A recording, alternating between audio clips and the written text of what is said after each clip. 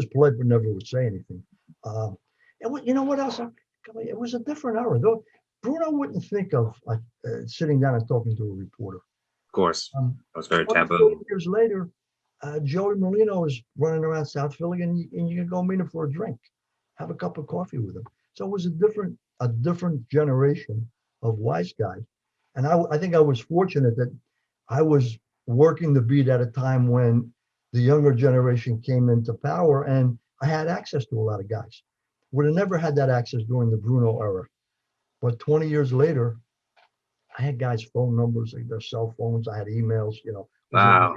I can talk to guys. It was a different set of circumstances. Gotcha. And then I keep hearing, because I don't hear disputes about Antonio Bananas Caponigro being his executioner, because I think Philip Leonetti said that in Mafia Prince, the fall of La Cosa Nostra. But I'm just curious, like, has there ever been like case closes for some of these members, or is always? I mean, what happened with, I think Caponegro, in fact, he might have even been the shooter that night. Or some people say he was the actual gunman with the shotgun. What happened in the aftermath of the Bruno murder was those guys turned up dead. Caponegro turned up dead. Salerno turned up dead. Frankie Sindone turned up dead. So, the Mafia Commission was carrying out street level justice. Killing a boss was a major offense, and there always was a price to pay. And it wasn't, if you think about it, what it was it was the hierarchy of organized crime looking out for one another and watching their back. You don't want to have a boss killed and the guys that do will walk away, because you may be the next boss that's killed. So there had to be retribution, and that certainly happened quickly in the Bruno assassination. Those guys all turned up dead, with the exception of John Stamper, who went on the run and later surfaced as a boss. And I'm about to get Stamper Yeah. sued. I'm sorry. Do you mind if I fix my light? This has been No, go flickering ahead. a little bit. Thank you. That looks better. That's good. All right. Okay. Sorry about that. I hate when that type of issue happens. Okay. And then I'm speaking of Frank Sindone, because I don't hear too much about him. Like, was Frank the Barracuda Sindone? Like, why did he even get that moniker? Because he was a loan shark, and he gets. I think it was because it was a loan shark. Again, he's a guy who was on the scene when I started writing about these guys, but he exited rather quickly in the aftermath of the Bruno thing. He was, I mean, from everything I was able to determine, he was a big moneymaker. And he was one of these guys, I think, who was frustrated with Bruno's laissez-faire leadership. I mean, there were a couple tapes where he and some other guys are complaining about. And the other thing is, it always comes down to money with these guys. It's always about money.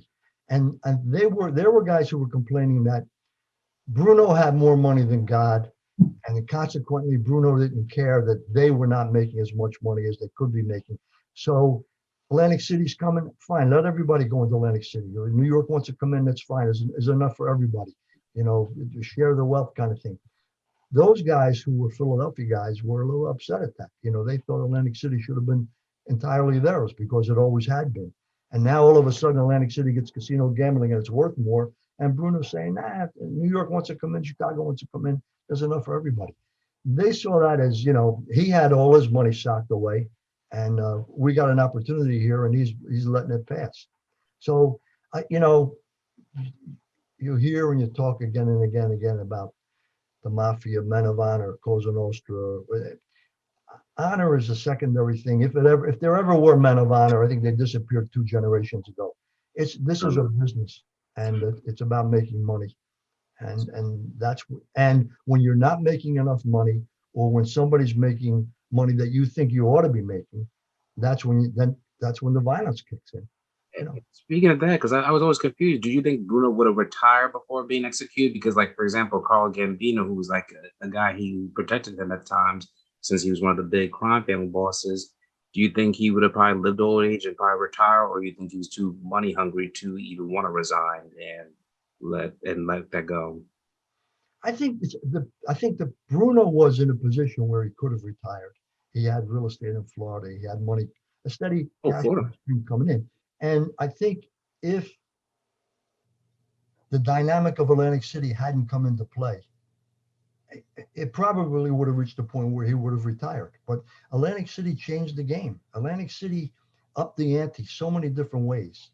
And because Bruno was laissez-faire and a lot of his guys saw an opportunity being lost, they turned on him. The other thing that gets lost all the time is the drug situation. You can make an argument that Bruno was killed because of drugs. And, Bruno had an edict, no drug dealing. He didn't want anybody in his organization dealing drugs. Tony Bananas, Caponigro up in Newark, was dealing heroin on the sly, sneaking. And some other guys as well, because there was money in drugs. And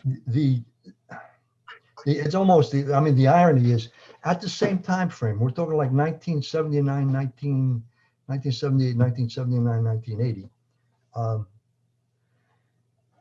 Rosario and Giuseppe Gambino from New York, Sicily by way of New York, open up a restaurant in Cherry Hill, New Jersey called Valentino's. It's a supper club. And Rosario and Giuseppe Gambino were part of the Sicilian heroin pizza connection international drug operation. And the perception from other members of the Bruno organized crime family was that Bruno let them set up shop in his territory, Cherry Hill, right across the river from Philadelphia. So here are these major drug dealers setting up business, and Bruno's okay with that. But we, Bruno's guys, can't get on that gravy train. And then supposedly Bruno invited the Gambino brothers to his home for dinner, Easter Sunday that year. Yeah, I do remember you talking about that. It's a great honor to be invited to the boss's house for dinner. And Caponigro and the other guys in the organization are saying to themselves, these two guys are going to dinner at Bruno's house. They're bringing an envelope with money in it to pay tribute to the boss. I know that's drug money. They know it's drug money. And Bruno knows it's drug money. But Bruno's going to take that money. So even though Bruno's got this edict, no dealing drugs, he's accepting drug money from two major international drug dealers, and he's letting them set up shop in Philadelphia, so to speak. So that was another reason I think Caponigro and some of the guys decided, Bruno was a hypocrite. Bruno said, don't worry about Atlantic City. Everybody can come in. That's bull. It should have been our city. And now he's saying, don't deal drugs. And here are the Gambinos coming right into our territory. So I think all of those things factored into, and then, so Caponigro goes to New York and talks to, I guess, some people in the Genovese crime family, and they tell him, he's got the okay to do what he's got to do. Well, that was like a double cross. He thought he had the approval of the commission. Bruno gets killed. Caponigro gets summoned up to New York, think he's going to be crowned the new boss, and instead he's brutally beaten, choked, stabbed, $20 bill stuffed in his mouth and in his anus, and he's left in I think a body bag in the trunk of a car in the Bronx.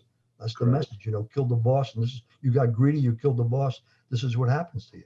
So and they did the same thing to his brother-in-law. Yeah, it was a double cross, and Caponigro's off the scene, and those events, the Bruno murder and the subsequent murders of the 3 or 4 guys involved, sent the Philadelphia mob family careening out of control, and it never was able to stabilize again after that. And ultimately, within a year, Phil Testa is killed, and then Nicky Scarfo takes over, and Scarfo was a psychopath. And Thank you for watching this video. Please subscribe to our channel and check out more content. Feel free to give us your feedback and suggestions on who we should do next in the comments. This is Infinitely Productions. We love ya.